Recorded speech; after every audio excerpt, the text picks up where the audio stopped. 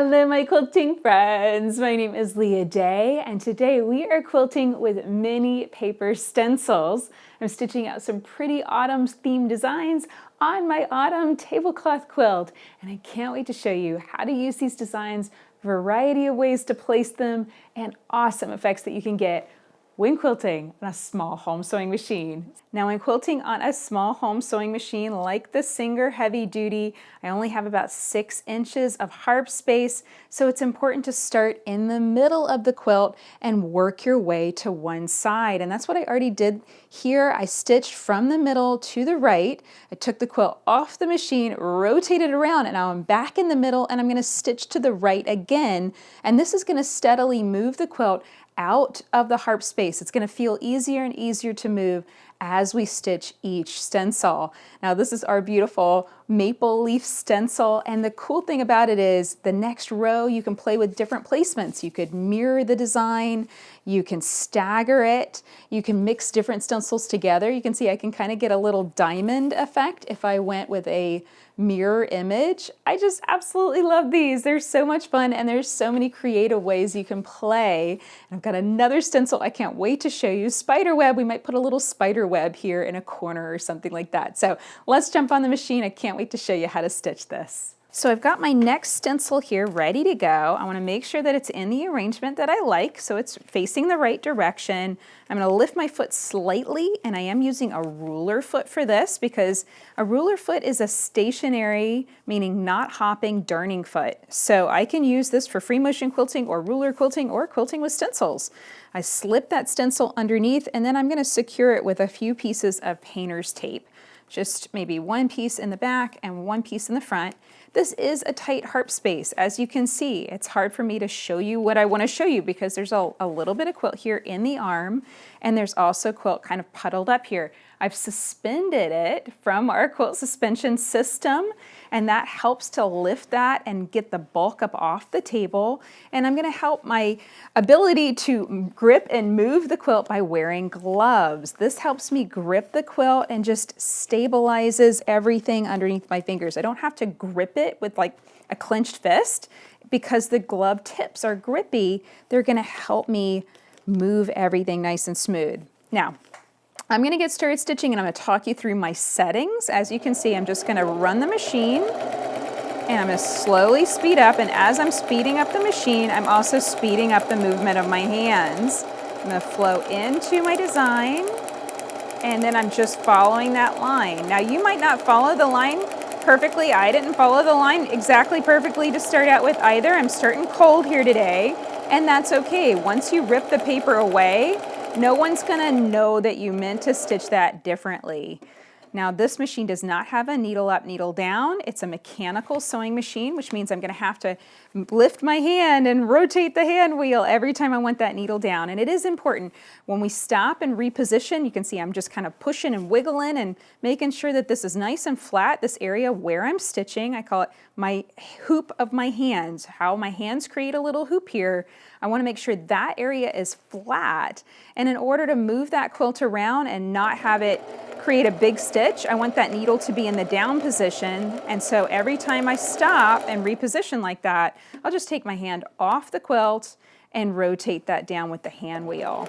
Now, as for settings, I do not drop my feed dogs. You guys know that. I feel like dropping feed dogs is kind of an outdated method. It's not necessary. That's for garment darning. That's not necessarily required for free motion quilting. Instead, I set my stitch length to the lowest setting that the machine allows. In this case, it's 0.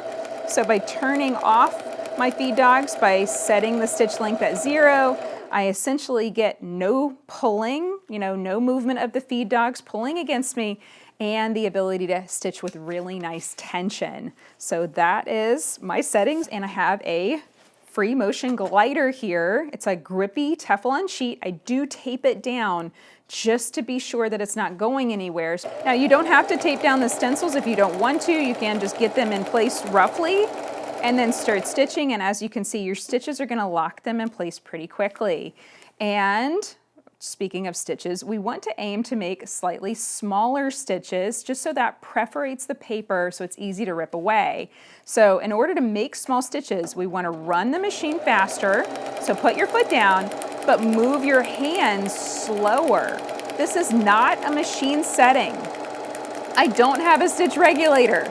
I'm just moving my hands slower while running the machine faster. A lot of times the noise that a sewing machine makes us jump and makes us want to move our hands really fast, and we want to try and ignore that. We want to just move our hands slowly, run the machine a little faster, and we're going to create those small stitches that really make it easier to rip that paper away.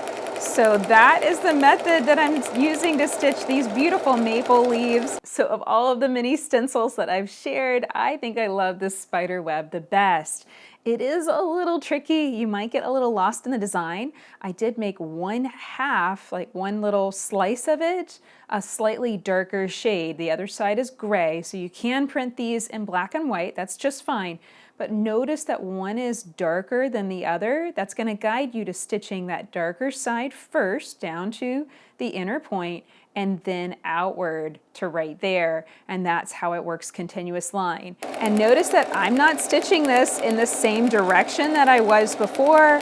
I consider this its own, individual little punch out, and I can stitch this in any angle that I want. And if it makes more sense to have the quilt like this, then that's going to be the way I do it.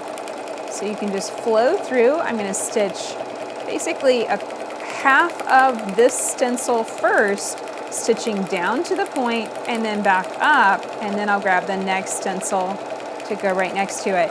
Now, the size of my blocks just happen to be the same size as my stencils in this particular quilt. I can't promise that's always going to work out, but if you also have that kind of magical thing happening, you can rip the stencils away anytime that you want. Typically, whenever I'm doing a quilt and it doesn't match up with my piecing exactly like this, then I will make sure to rip the stencil after I've had two stencils stitched to both sides, because we use the edges of the stencils to line up more stencils. So just keep that in mind. If you notice the paper getting a little bit stiff on you or making you quilt stiff, you can rip the paper away even partway through the quilt. That's just fine, so long as you have stencils, or you mark the edge of the stencil so you know where to line up the next row. So there we go. I flowed right through that. Make sure to rotate my needle, drop it down, and I can grab my next stencil. And you want to double check that you're grabbing the right one and the right angle, that it's going to look the way that you want. I like that.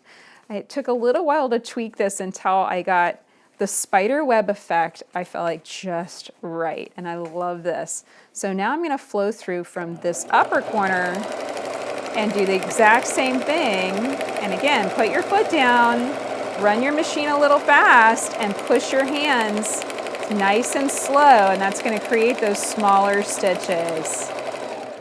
So that's it for this video. I'm so glad that you joined me as I quilted with mini paper stencils and stitched this beautiful autumn quilt. I stitched more than half of this quilt in less than 2 hours, and I was filming it, so this took more time for me than I bet it will for you. So give these a try. They're gonna move the needle on quilting on a small home sewing machine, and they're so much fun to play with. You can find mini paper stencils at leahday.com/mini stencil. Until next time, let's go quilt.